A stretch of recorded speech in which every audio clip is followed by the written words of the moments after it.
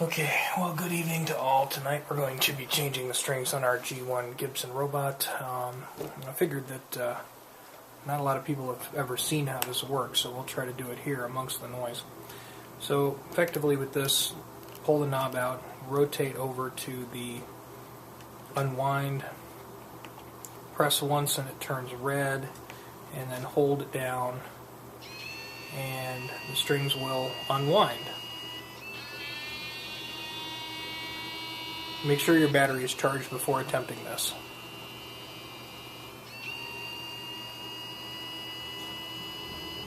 And we're still holding it down.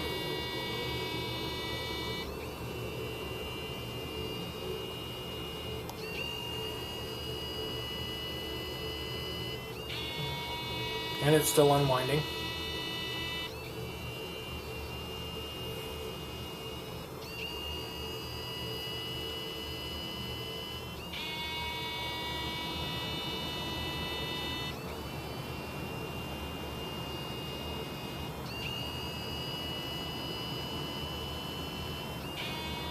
And it's still unwinding, and our strings feel pretty floppy at this point, so I'm going to push down the button there and make it stop. So the guitar itself unwound all of our strings for us. Now because this is an SG, I hang the headstock over the edge of the table when we put it down, so let's adjust our camera. And you can see there's shmoo on this thing, it needs to be cleaned up.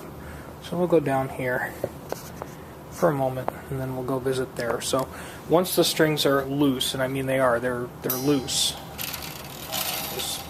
The low E here is just floppy. So we're loose. At this point we can just cut them and they will not fly off and hit me in the face.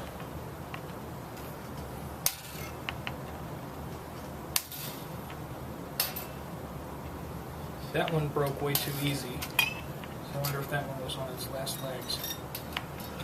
There we go. That high E still had a little bit of tension in it. Now, be leery with these guitars. The power comes from the stop bar, so you want to make sure that the stop bar doesn't fall away because there's a thin wire under there. There's a wire under the stop bar that goes down into the body of the guitar. There's also a wire under the bridge that goes into the guitar, so you don't want to disturb those unless you absolutely have to. So at this point we're able to remove the strings from the body of the guitar. I'm going to hold that stop bar in place. If you want to use any of the tips and tricks, like sticking an eraser or something in the stop bar under there to hold some pressure on it so it doesn't slip off, that's fine too. So there our strings are off, and then we'll go to the headstock and remove them from there. Okay, now up here at the headstock end, I still have my tails in here. I don't really have to unwind these, we just have to give them a little turn here. Make sure all those are pushed in good because they like to pop out. Just give that a little turn here. When you turn it, it may cause the pin to pop out, but just turn it, unscrew it, it'll turn a half a turn here, and then it should just pull out. These are a standardized sort of a locking tuner, what you'd see. And I just threw a little string in somewhere. So I'll just unscrew those. Unscrews very easily. And then it should just unhook and slip right out. So this is a lot easier than having to unwind them from the pegs. The G1 and G2 robots have this style of locking tuner. The current G-Force has one that's a little different. And the G-Force is a little trickier to wind, but generally it's pretty easy. Okay, so while it's off, we're going to just wipe some shmoo off of it. We'll talk about it. Okay, so while the strings are off, it's now a good time to wipe the dirt and grime off the guitar. There's quite a bit of plastic chunking junk on there from guitar picks. We just have a generic polish cloth and the Gibson guitar polish. Why am I using genuine Gibson guitar polish instead of something else? Well, number one, I'm not sponsored by anybody, but the independent dealer in our area is a Gibson dealer, and he has the full line of Gibson accessories and sells them for very, very affordable prices. So it just comes down to the Gibson polish works well, it's safe on nitrocellulose lacquer, and it's very affordable. So that's why. A bottle of that will last you a long, long time. It doesn't take much to polish a guitar. Now, if you'll actually notice when we're doing this, I need to do the back and the neck, but I'm actually going to save that until after I've restrung it.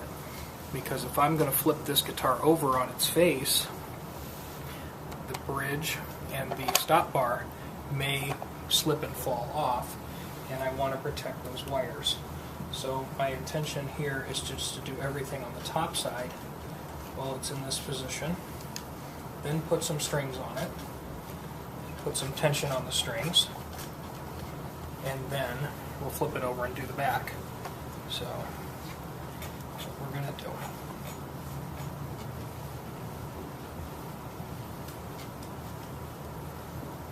Now, for the case of today, we're going to be using the Web Strings 1150 set here. They call it a jazz rock set. I like 11s because they sound loud, and I'm usually just playing rhythm. I will not use stainless steel or any type of bizarro metals on this particular guitar because the frets on these guitars are made of nickel. Nickel fretted guitars, you think about it, well, you have two metals, you're pushing metal on metal. Well, whatever metal is strongest is going to win.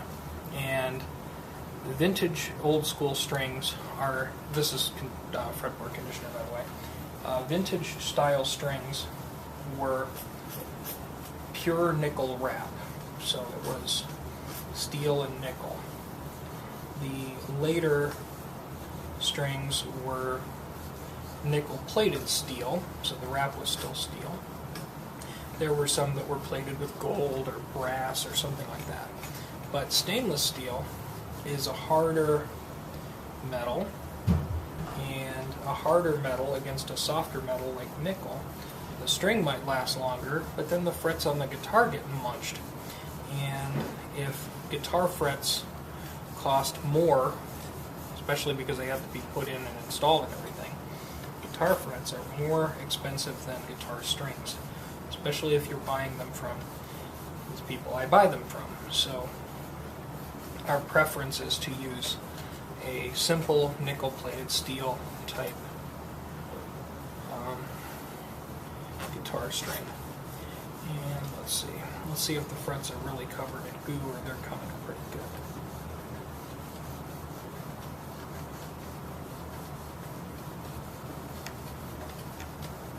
It doesn't look bad. Generally, when you have to really clean and polish your frets, it's because you haven't been doing this frequently. So this gets done routinely on these guitars. I have a working collection of guitars, and I'm not the particularly acidic skin type. So I find I only have to change strings 2 or 3 times a year. But again, that's based on time of hours of play, based on all the different guitars we have. So we'll take our infamous web string here, pull that out. Okay, this is the 1 and the 4. So this is the one. So our 11, our high E. You have to make sure you put all of these on and that they're not touching each other when you start to ask the guitar to string up. So we go through the stop bar, and then just like we undid through the headstock, I would have to move the camera, but I just want to slip this through the hole in the headstock, and then I'm just going to turn. I'm going to pull this not stone tight, but on a locking tuner, you don't need to have 2 winds around the peg. You actually don't even need to have 1 wind around the peg. You really only need about a half a wind. So I'm just going to put that on there and snug it down. And at that point, I can already clip it off because the string is not even tight enough to make a pitch yet. And we're going to clip it off really short so I don't poke my fingers. I've had bloody fingertips due to guitar string ends, and I don't like to play that game or mess around. The other one that came out of that pack is the 4, which is the D. So put that in there.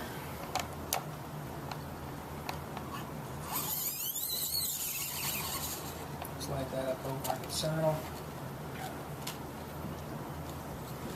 Okay, this tuner I'm going to reposition. So let's rotate that a little bit. There we go. And again, just slide the string through the hole in the headstock. Just like you took them off, except do it backwards. And we'll get it snug. I'm not going to pull it dog tight, we're just going to get it snug.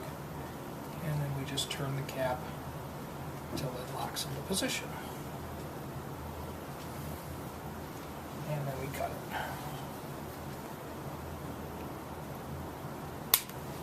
I know there are a lot of string manufacturers that talk about their super cool new technology and that kind of thing. And how much new technology really is there? I mean, a guitar string is a piece of steel wound out nice and thin and then spun with a nickel wrap. In the United States, there's only a few companies that actually have the machinery to make these. One of the old school companies, which I don't think is around anymore, was called Vinci Strings.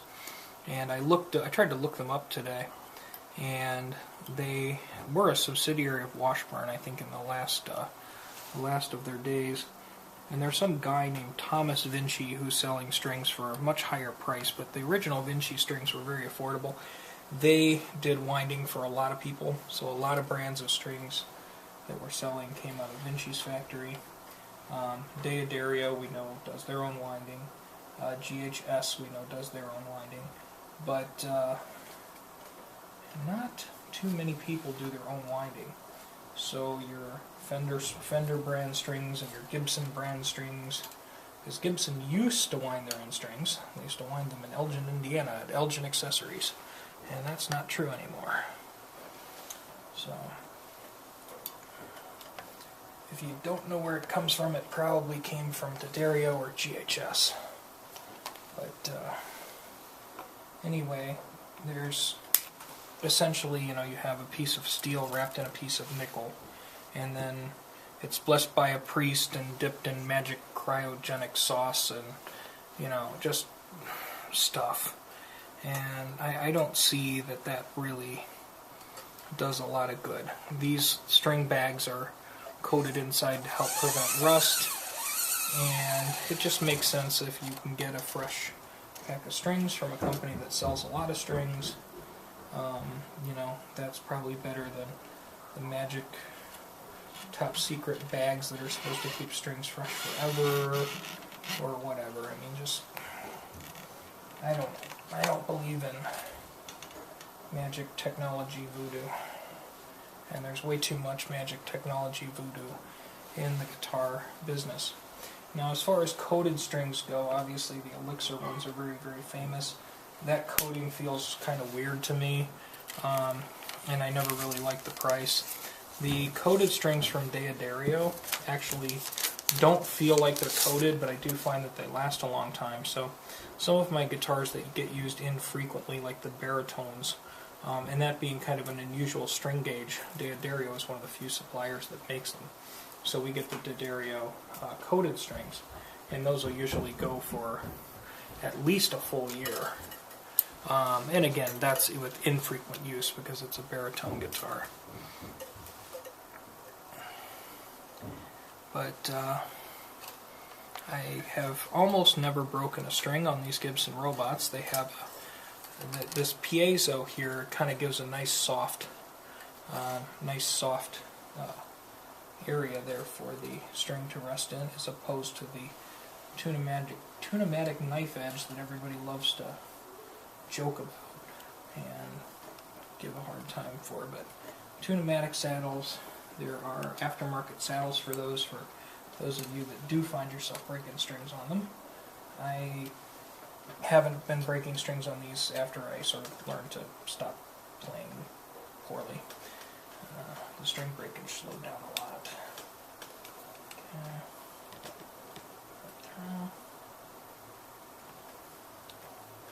Okay, one more string left to go.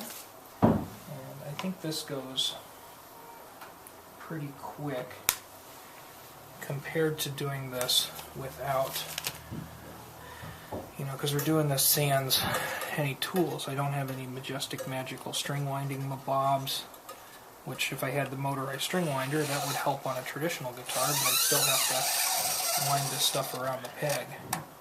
So these robotic guitars, actually making it easier to wind your strings was one of the design goals.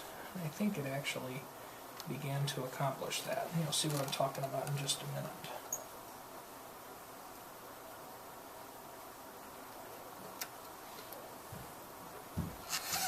As you saw, we had the built-in feature that allowed me to down-tune all the strings very easily.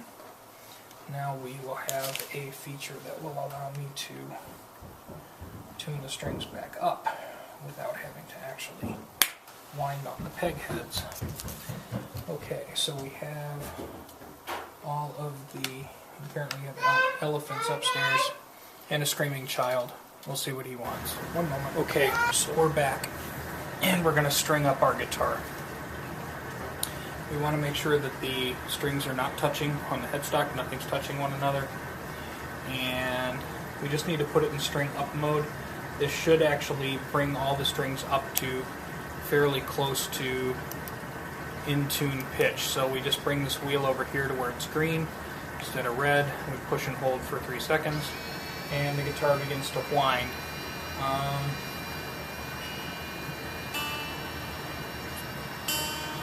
It's almost pitched there. Yep, now it's going with the next set. So let's actually go and take a look at it if I can get the camera over there in time. So the guitar is automatically tuning itself up to a rough pitch. Let's give that B a listen. Uh-oh, the B's not in the tree here. Scoot it over. That and not where it goes.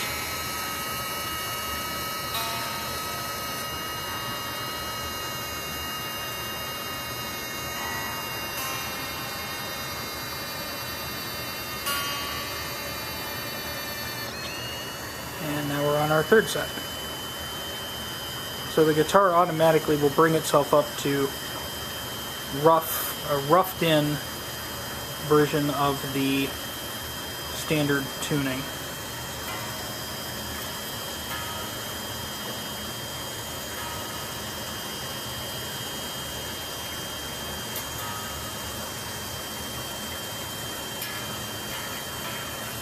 You can hear that high string walking its way up. We got one left going. Yep, sounds like it still has a ways to go up.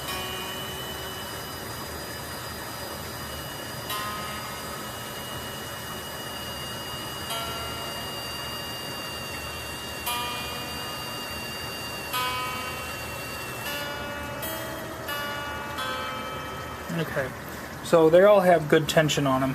It's definitely not in tune. It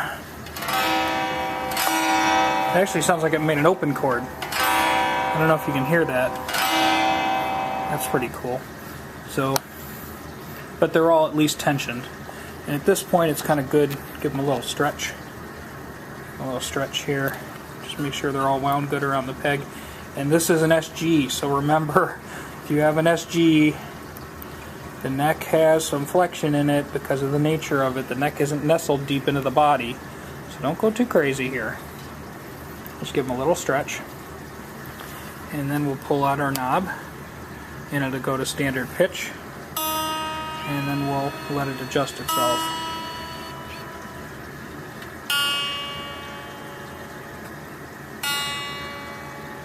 Okay, it's having trouble with the B string. It's upset with it. The G it's okay with.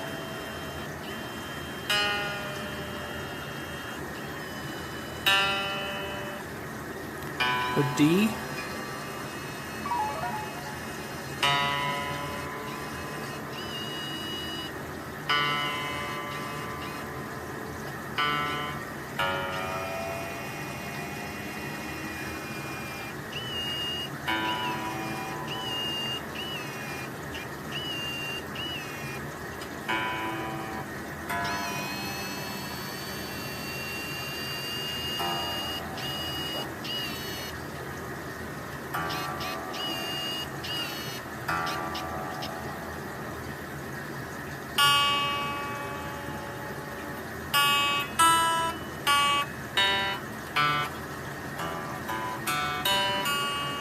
The B is way too high, and that upsets the guitar, so I'm going to manually just drop it a little bit.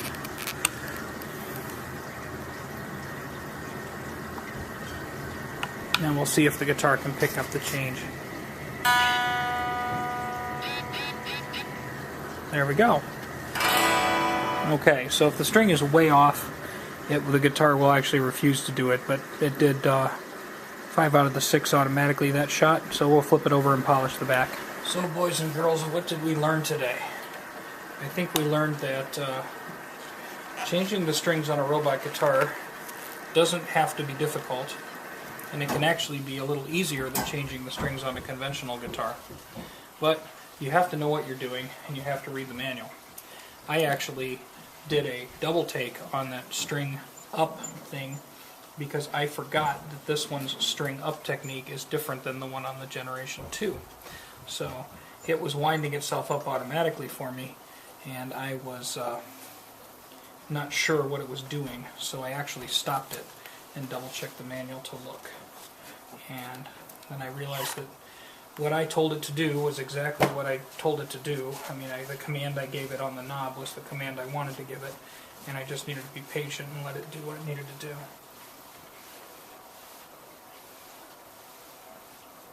This guitar is about a 2008 model, and it's starting to show its love marks after being played here for 10 years, 9 years, 10 years, 10 years. Yeah. That's okay. I can try to keep it absolutely perfect, but what's the fun in that? Why have a nice guitar if you're not going to play it and enjoy it? And actually on here we have, because SG's, because of the body there, we have poor man strap locks. And poor man strap locks, you can buy these from Fender, they're just a rubber washer. Or you can get these for free if you drink German beer that comes with a pop top. Grolsch, that, I think that's from Holland, but Grolsch beer or Mannschaft, like Keller beers and things like that, use this kind of washer underneath the pop top. So if you ever have a nice imported beer, save that and stick in your guitar case, because then it can save your guitar from falling on the floor. So I think that's all I have to say about that. Our guitar should be pretty much in tune. We'll double check it, let it tune itself one more time.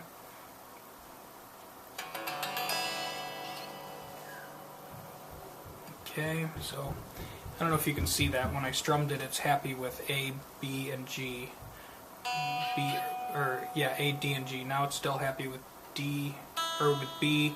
High E it's happy with, and low E it wants to fiddle with a little bit. Sounds like it's in tune. So we got fresh strings on it, and now we're ready to go. So when we get to the G2 version of the guitar, or the G-Force, the new one, I'll be sure to show you that one too. Thanks for watching. Have a great day.